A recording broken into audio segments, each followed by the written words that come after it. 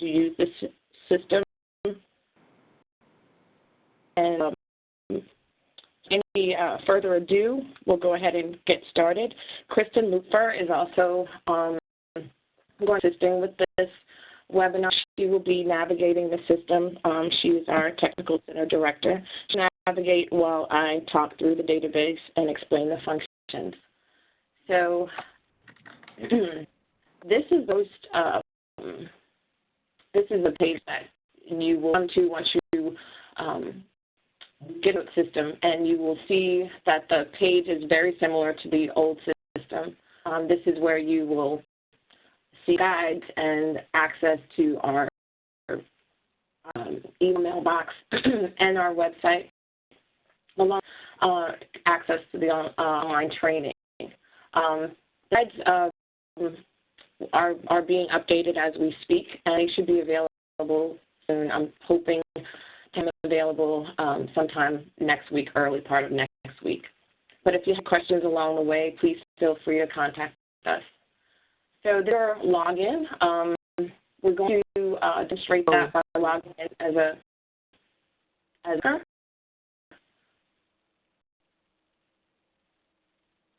and your access to information will depend on the role that you have. And if you've logged in as the role of a caseworker, your dashboard looks like this, and it's pretty much the same for all people, all the roles.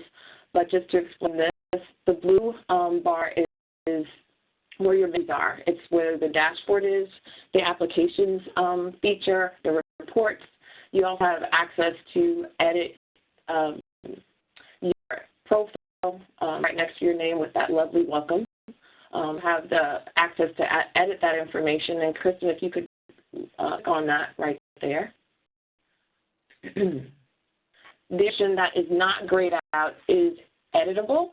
Those items that are grayed out, you cannot change, and you will have to contact the SOAR TA Center through the mailbox, and we will be able to help you with that. And then if there are any changes, you just click Update and bring you back.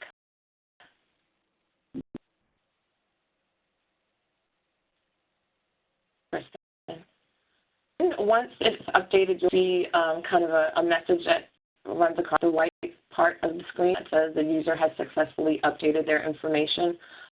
So that's how to notify that you have updated it successfully. So the white bar continues with giving information about pending applications. That lovely bell there is how many applications that user has that is still pending. Pending applications are those applications that do not have a protective filing date. Applications are just as apps, and the number underneath includes all applications regardless of the application type. And you'll also have information about when your profile was created and your email address, along with your name, your agency, city, and state. What was added is being able to give you a really nice snapshot of the progress of the work that you're doing by adding the initial outcomes information. It'll give you the outcomes of your approvals, your denials, the number of decisions that you have, and the average days to those decisions. You'll also have a really nice snapshot of the approval for your state and in comparison to the national averages as well.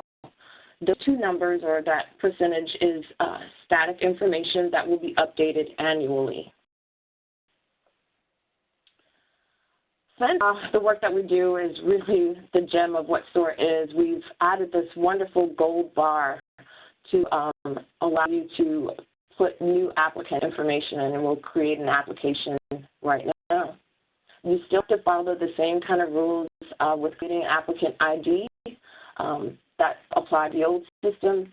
The recipe is, letters, 2 numbers, 2 and 4 numbers. Typically, the first 2 letters of the first name, the last 2 numbers of the birth year, the first 2 letters of the last name, and the last 4 digits of the Social Security number.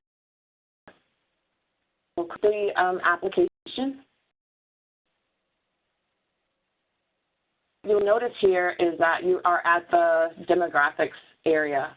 There are 4 areas, well 5, demographics, application type, application detail, decision, and post-decision. As we progress through our application, those numbers will be highlighted in green, depending on where you stop. So you would continue the application entry pretty much the same manner as you did with the old system, provide all the demographic information.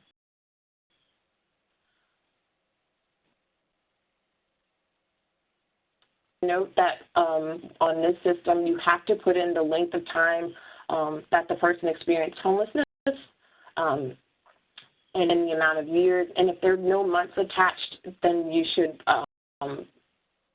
put some numerical number in there because it will not progress until you've completed that. You'll get a message if that's not complete. And then save and continue. Bring you to the page where you will start or update an application. It'll give all the application types: initial SOAR application, reconsideration using SOAR, ALJ hearing, and non-SOAR claims. As a reminder, those non-SOAR claims are really what you would probably use the least of. Those are applications for applicants that have not experienced and are not at risk of homelessness. But you could still use the SOAR model to, process their claims and track of that information. Go ahead and do this entry as an initial. And start application. Here you find all of those critical components that we really have to track in order to help provide technical support. Start off by provide a protective filing date. The protective filing date is really important, and if you don't put in there, there'll be an error message or some information to indicate that you need to. You can put all the critical component questions. For medical summary report, we ask if it's signed by a psychologist or a physician, and you include that information. And again, if you don't, it won't let you continue. With that, it's say continue.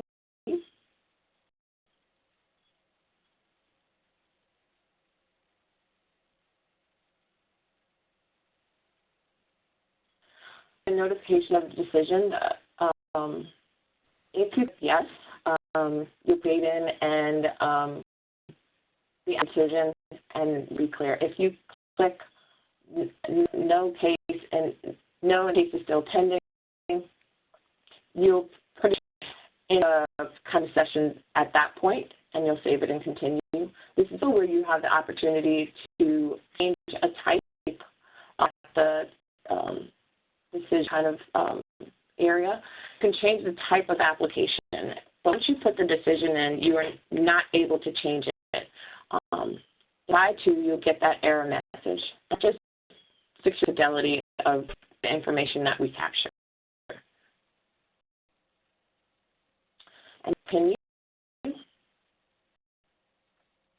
All the post-decision questions, you answer what type of program were you approved for, the amount of award.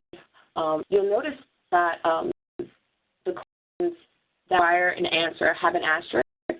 These are optional information. We'd love for you to capture them, and it really is beneficial for you to capture as much information as possible. It will not hinder you from making a complete entry. Once that information is complete, you'll click application. Once your application is complete, it'll bring you to an applicant overview page. It will basically give you a really nice snapshot of that particular applicant and that applicant ID number. The differences or information is available, the programs they were approved for, the monthly amount, and all that information that you put into the system will be available to you on one page.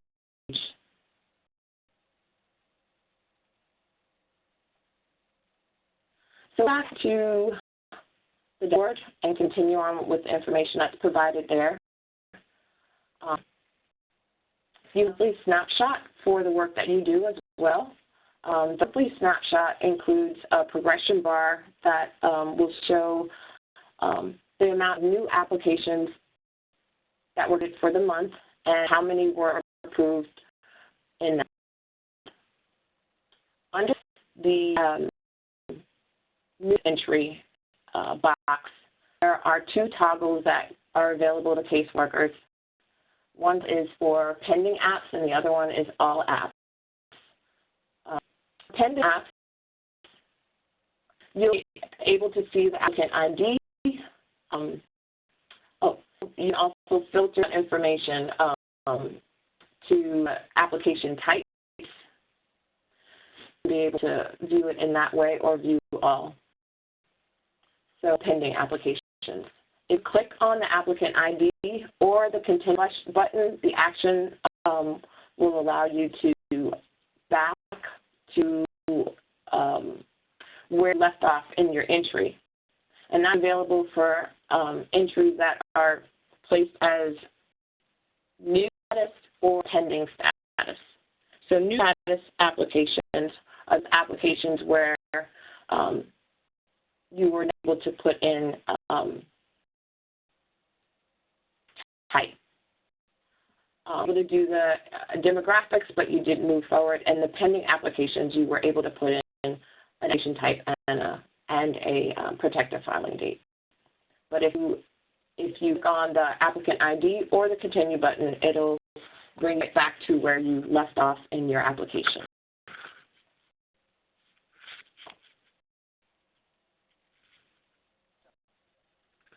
So if we go back to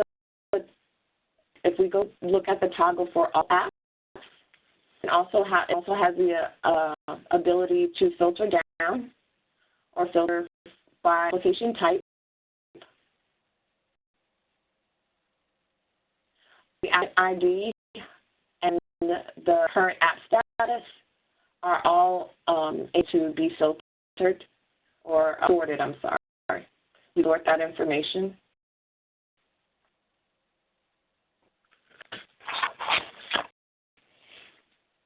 Again, applications with decisions will view as approved or denied. Sort this information, and for cases that have a decision, you can choose those two actions. This is our overview. The decision will allow you to enter the optional information about the financial information, and the overview will give you a summary of the application detail. For that are still to continue.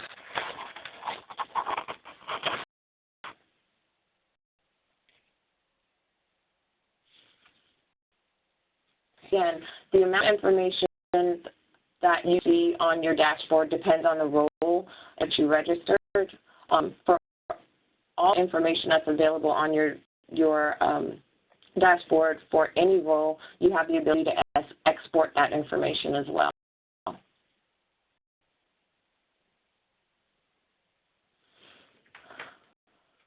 Right. That's your dashboard. So applications under caseworker.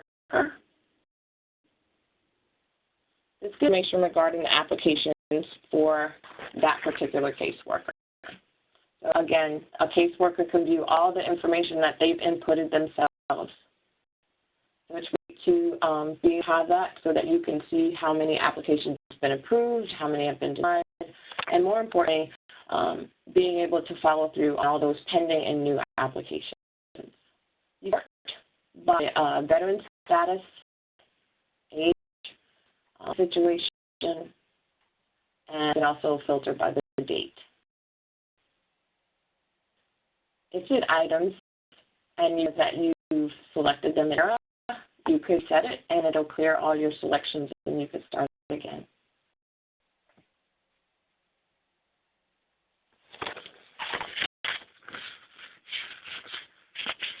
So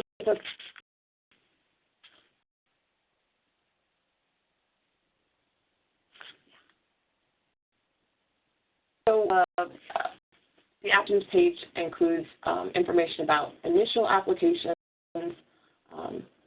You could scroll down, you'll see recons are available. All the application types are available.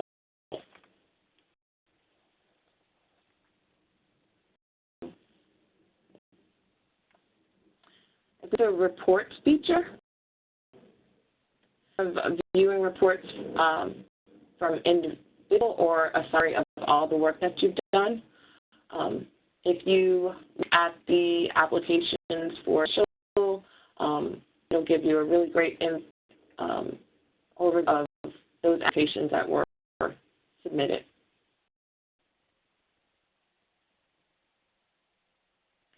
For each one of the application types.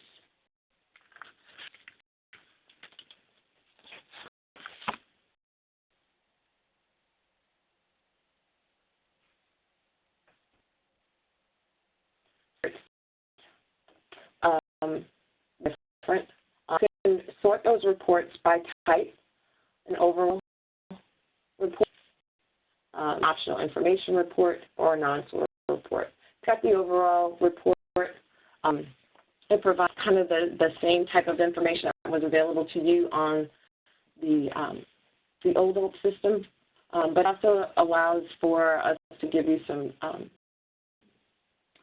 of the progression of your approvals and your denials, and a really good snapshot of the work that you've done.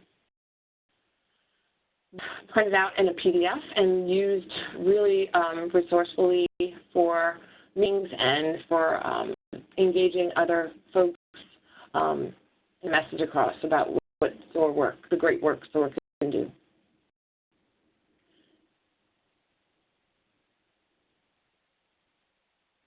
Thanks. And just a PDF version of it. So the optional information. Do the same. Provide all of that special information to capture the personal attention of those potential funders.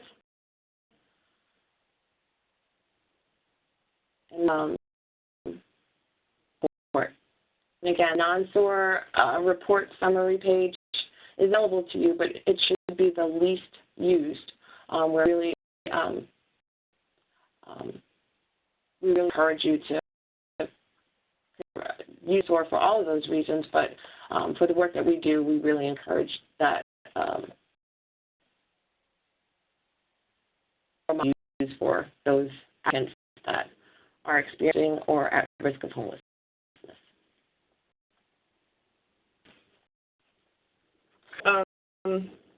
For complete application summary and the applications kind of page for agency leads. For agency, local, and state leads, the dashboards continue to have a cumulative snapshot of the completed application summary. And again, depending on the role of the user, these snapshots contain more comprehensive information. Following the completed application summary, each dashboard contains the application grid.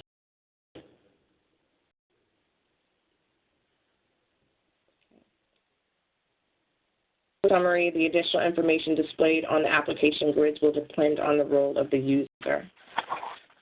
So it looks a little different for about the application grid, which is the kind of box right under the new iterations, the completed application summary. It's a cumulative account of all we've done, and again, it's accompanied by a progression bar. It'll give you information about the top caseworkers for the month, top agencies, and the top, the total snapshot.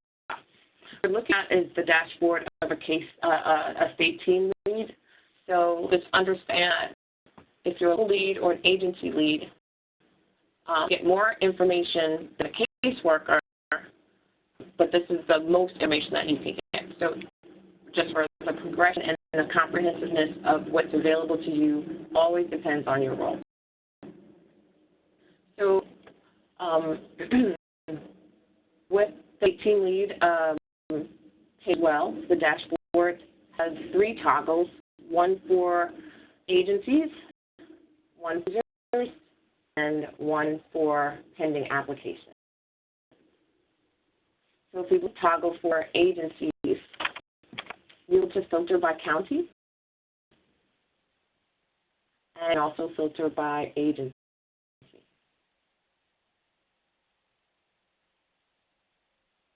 Provide information about the agency lead, or name of the agency, the name of the agency lead if there's one available, the name of the local leader, and progression bar of the approval or denial of each of the agencies, and the days to decision. How many decisions as a whole. Action bar you can view the applications, you can view the users, or you can view the reports.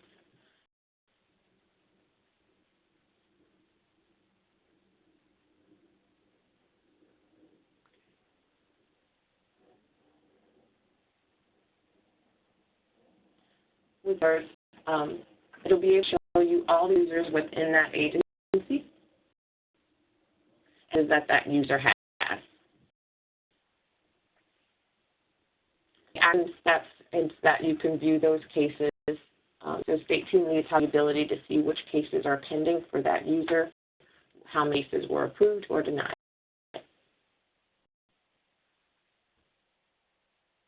You can filter by city, the agency, or role of the user under the state lead registration.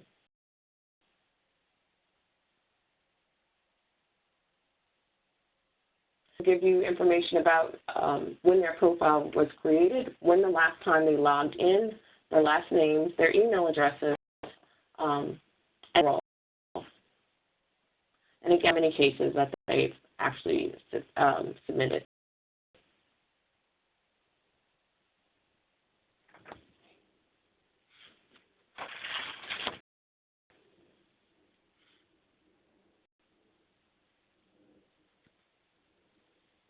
Dashboard. So, at pending applications, and provide information about all those applications that are pending or new. Applications are those applications that do not have a application and do not have a protected filing date. So it's a way for state team leads to kind of view and get an overall feel of what's happening in not only their state, but down all the way to the caseworker and their information as well.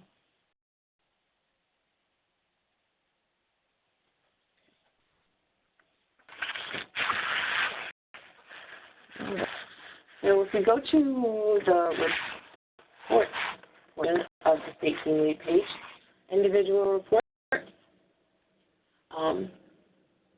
depending on registration for state teams, when you register as a state team lead, you all the counties in all areas of the state. You would have to contact the SOAR TA Center and let us know what needs you're responsible for, so that it would come up in your report. So if it's a county agency user, the same as you would with a case worker, that this caseworker has. Decisions,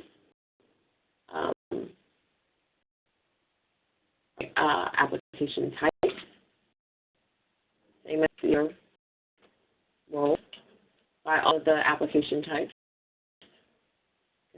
Snapshot.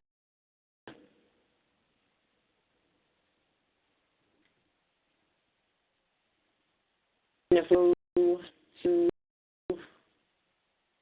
summary, again, you filter the type of report. We're going to make one specific and provide an overview you'll get that kind of pie chart progression of approvals and denials.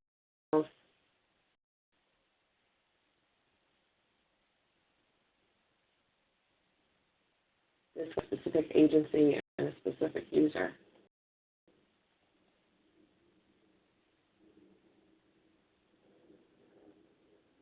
Date.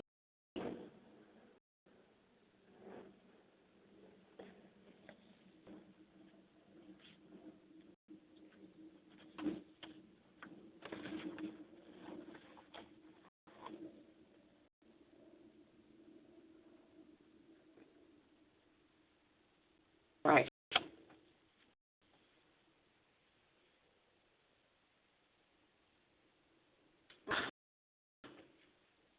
Return to the dashboard.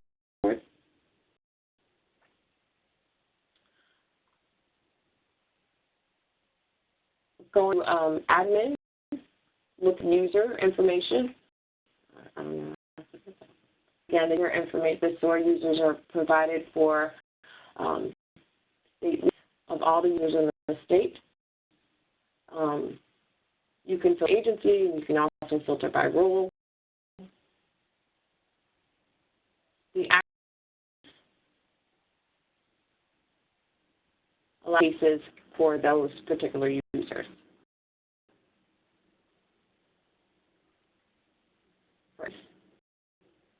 Under the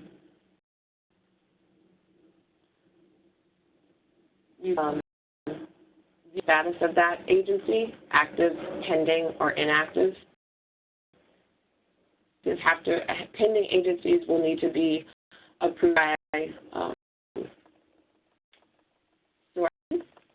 Actions taken on this page include the applications and also viewing the users for those agencies.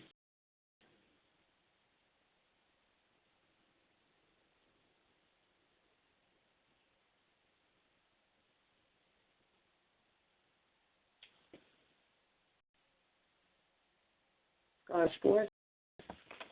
So it really all of your function comes from the dashboard. Our menus are available from your dashboard. And the main thing to remember is that depending on your role, when you register, will rate how much information you have access to in your reports and information you have access to on the dashboard. Caseworkers have access to the work that they do. They have access to the information of the caseworkers within those agencies and the work and the applications that they are responsible for. Locally have multiple counties and agencies that they do. And you can use those multiple counties when you register. And you'll be able to have access to that information in your report. If you add information or add counties, again, information like that has to be added from SOAR admin, and you would have to contact the SOAR TA Center in order for us to make those adjustments.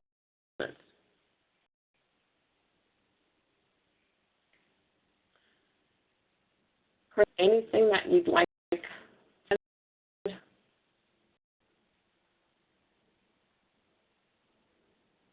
You have some questions. I think we can just open it up to questions now. Susie's gotten some questions in chat box. And, Great. Could go through.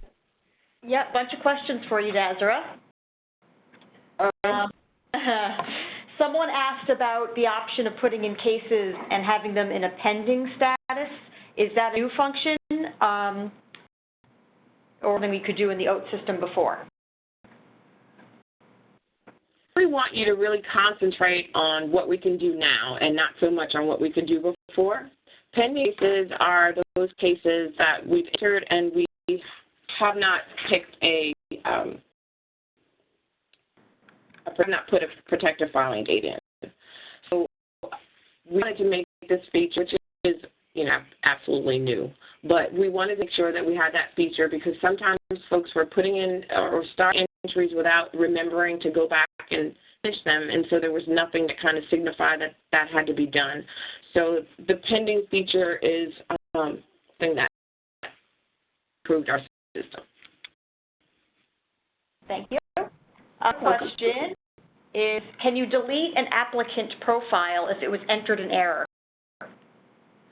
That have to be done by admin, so you would contact me by way of the SOAR OAT email, and we can,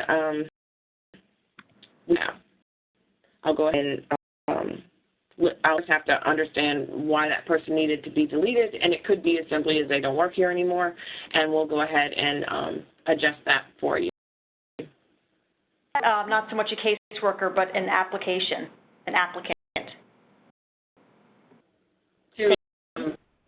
Same thing. In order to remove an application or an entry, you would have to contact the SOAR TA Center. Okay, Stas. So basically, I'm sorry. Go ahead. So basically, particularly once a date of decision has been entered for an application, it's going to be really hard to try to adjust that. You'd be able to adjust that on your own. You'd have to contact the OAT by way of the SOAR OAT email address, and just contact us, and we'll help you out with that. All right. While you were presenting, there was a page you were on that showed showing an overview, and they were asking about the last two columns. Were those unduplicated counts?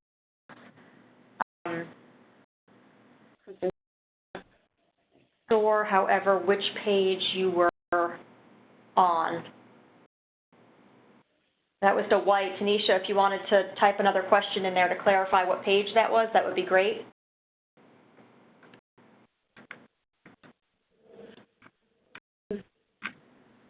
Go back to the dashboard. I want to explain entries. I'm not sure if I did that. When you look at your reports and you look at numbers, understand that there could be more than one entry for application ID. That means that you've progressed one app ID and there was a decision of a denial. You to respond, they were denied or approved at the hearing. So that was actually 3 entries for that one application ID. So you look at the total apps, that would be more than the actual number of apps. So in other words, if I've had applicants but actually did 3 applications for one person, I have 2 entries, but I have 4 applications. Does that make sense? Well, now you can answer me, but if you have any questions about those kinds of numbers, please feel free to contact me, and I will walk through that. Okay. Let's see, several others actually. So asks, if a claim has been initiated prior to being enrolled, do we still flag it as an initial SOAR application? Confused by the questions. I wonder if they're being enrolled in OAT or. I think they might be asking if the applicant applied on their own or before they came to an agency that had a SOAR provider. Do we do an initial? Different ways to kind of think about that. It depends on where they are in the process of when they've applied on their own. If they've applied and the only thing that they've done is gone to the Social Security office and they took the application and entered it, but there were no medical records collected, there wasn't a medical summary report written, the 3368 wasn't done, and I still do that as initial application because you're still all the whether an individual came into your office and they have been, they're 3 months out from a hearing. That could be seen totally different. I really encourage when you have those kinds of situations to just reach out to your SOAR liaison and kind of talk it through because there's so many different caveats to that question that there is no real clear answer just yet. Kristen, do you have anything to add? I think you've got it. I mean, if you are assisting with the claim and doing the SOAR critical components, whether or not you set the active filing date with the applicant or not isn't a big deal, like Desiree said. That it's really, figuring out, did you bulk of the work, then great, record that outcome. And not if you didn't get a chance to do the work. Okay. People have asked about those training accounts, or what we've called dummy accounts, so that they can, when they're doing training, if they're case managers, they can use those accounts to show them OAT. Are those will still be the same logins, or will that be updated? Yeah, same ones. Great. And I was just going to add to that. Please, please, please do not train using any other login besides those. Show someone how to enter a case with your own personal caseworker or local lead login, because those cases will get added into OAT and seem like they're actual cases. The train cases go into, a different place, and they don't get counted when, summary reports are run. But if you are, in New York and you're showing someone, how to enter in a case with your login, it's going to count in those New York numbers. So if you have done that in the past, don't be embarrassed. Just send us a quick email and say, hey, I entered a couple cases. They were a test. I need you to delete them, please. And like Daz said, we're the only ones who can delete anything out of the system, so let us know and we'll do it. Great. Thank you. Let's see. And just to confirm, it's more of a statement than a question. For people are asking about whether, they were already registered in OAT before, or they had entered cases into OAT before. All that information is transferring over. This isn't. There are improvements, obviously, many to the OAT system, but it's not creating. It's going to carry over data and applications that have been entered prior. Exactly. We worked really, really hard not to lose any data. So all the information was kind of transitioned onto this new system. Great. Just looking through the questions. There are a few about, again, you already mentioned it before, about whether or not it's still, should you just wait until you get a decision to enter it in, and, what's the best time at which to enter it in. But I think you already kind of addressed that before. I just encourage that, look at your outcomes, and looking on your dashboard should be part of your daily activity, specifically looking at those items that are marked as new or pending, so that you can make the adjustments that are necessary to complete those claims. It helps not only you give an accurate account of the work that you're doing, but it also helps to improve ask, or how often we have to ask for data come the for us to collect it. So the more I have access and use the system, the better. And again, those statuses of new and pending are features that we hope will help to prompt you to complete those applications entries. Great. To know if OAT can be used for children's applications, but those applications would be considered non-SOAR cases. The applications that we track are for adults that are experiencing or at risk of homelessness, and those are ones that will count as SOAR cases. But again, you can use the SOAR model to assist. There's a couple of things that you'd have to know about a child's claim that you can talk to your liaison about. But for the most part, we really encourage you to track all your cases using the system. For those applicants that are children or under the age of 18, and those folks that might not be experiencing homelessness, you could still use the system. We just ask that you mark them as non-SOAR claim types. Okay. And a couple other questions that are somewhat similar. A lot more are coming in.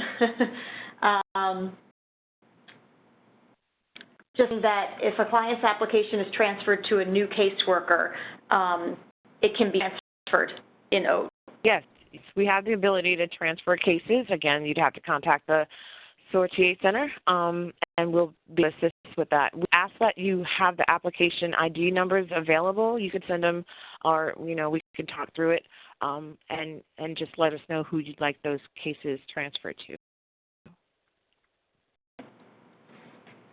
Someone asked a little bit more of a macro level question. How do you get an agency to look at this program and get interested in adding it to their agency services for the community?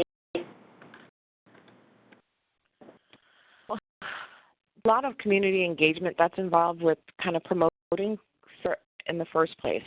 My suggestion is to speak with your SOAR TA liaison and kind of talk about some strategies in order to engage your community and promote not only SOAR but also OAT. Okay. And we have like an OAT brochure and kind of information about the program, specifically about tracking outcomes and using OAT to track those outcomes that you can share with people to get them interested. Yeah, and just also remember, you have to know the audience and what you're speaking to not only promote SOAR, but also OAT, and really to articulate the importance of tracking outcomes and being able to show why that's important. If you have any kind of questions or want to kind of talk through, I really encourage you to contact your SOAR liaison, and they'll help you develop a plan. Okay. Let's see. A couple questions about claims are abandoned, the person returned to work or left the area. There's a in there. Enter that, correct? Yes, the same as it was for the original OAT system. Kristen's now logging back in and to show you exactly where that is.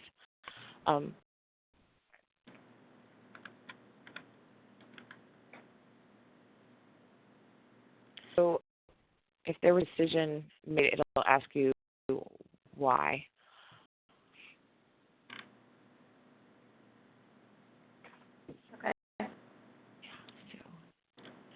So been disappeared, incarcerated, withdrew, or transferred to another representative or other. Those are the options. Yeah, you can say that the application isn't fitted to SSA because of these reasons, and this happens if you have set effective filing date. But let's say you did submit the application to SSA and still you want to show that it was abandoned. What you can do is, if you're past this point, it's going to ask you again, have you been notified of a decision? And then if you select unknown here, then a reason that you say the applicant transferred to a new representative or withdrew or is deceased. And so at two different points in the process, you can, indicate that it's been abandoned for some reason, either the application submitted to SSA or after it has been submitted. Thanks. Okay. A couple of questions just asking to repeat a piece of information that you covered, because missed it.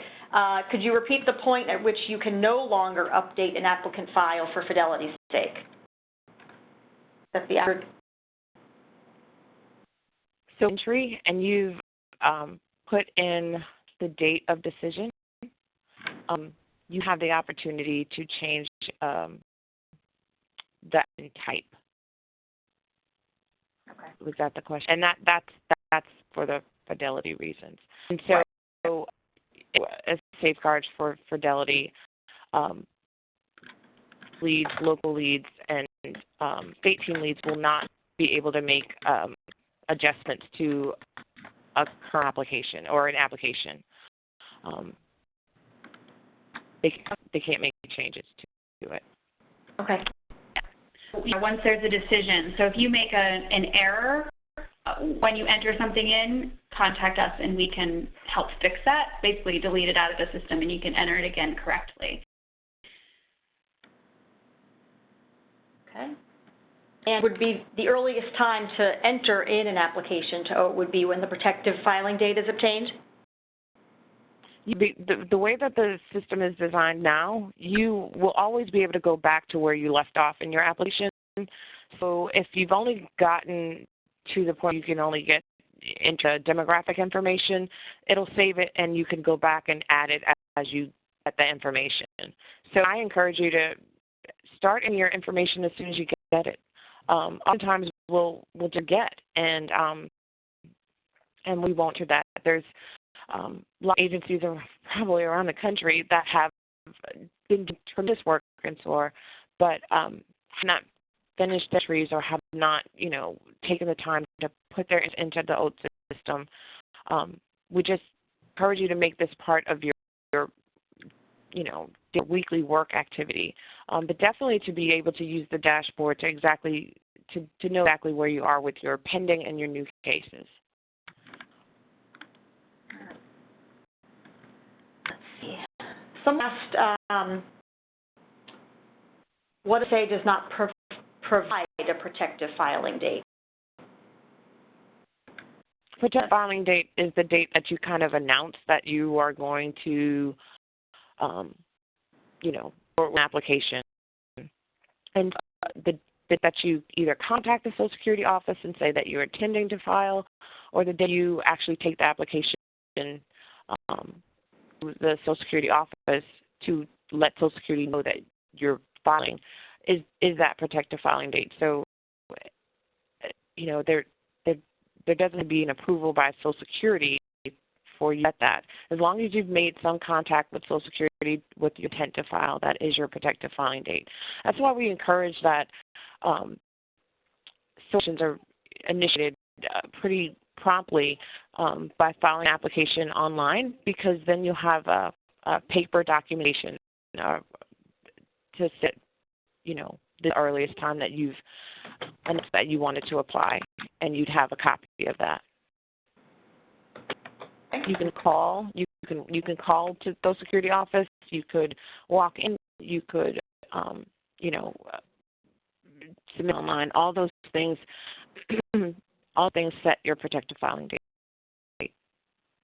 Right. Someone is having some trouble. It looks like maybe they've logged in, but they're unable to see how to access existing consumer information so they can update.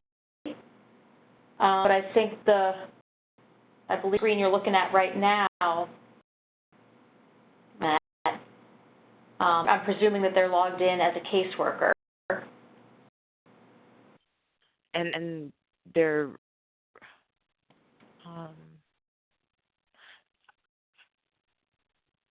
correct? Mm-hmm.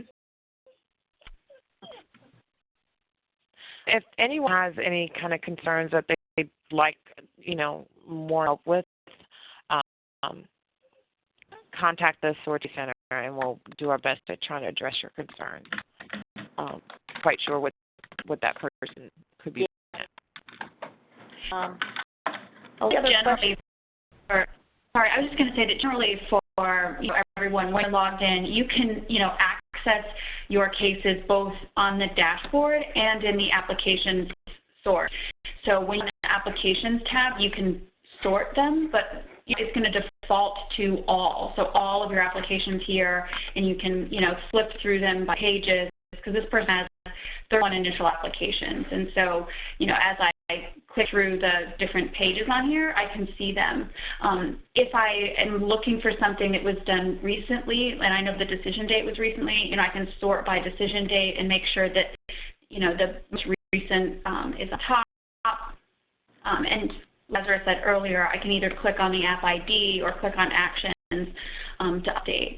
But, as we said, once there's already been a decision put in, the only action you can take is to add the post-decision information. It's only for those pending applications that you can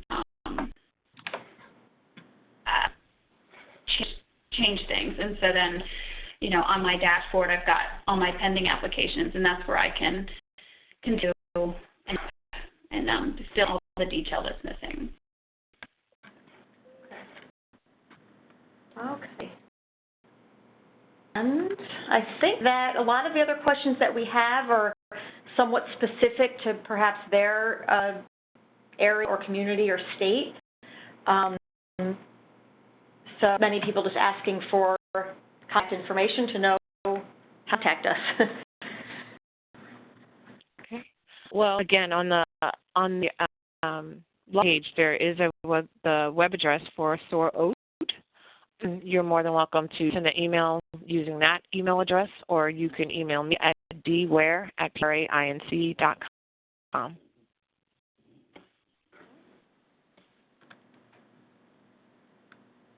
So someone who typed in a question that didn't get answered, please contact the TA Center or DASRA directly to make sure we can answer those questions for you. Really hope that seen as an improved kind that will be able to generate the types of reports that you can use in order to engage your community and engage potential funders. The system won't work unless you put the information in. So we encourage you to use your dashboard as part of the work you do daily, and get those entries in and with as much information as you possibly can at the time that you have it. Because remember, you can always save and go back to exactly the point that you left off to complete it. Keeping that those pending and those new applications are the ones that demand the most attention pretty much immediately. Pending.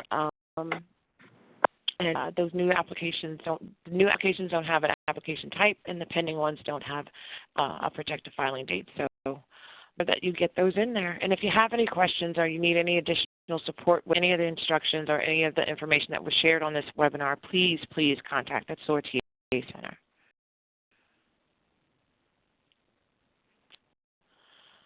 And if there aren't any more questions, we'll go ahead and say good afternoon and wish everybody a great evening. Thank you. Thank you. Bye-bye.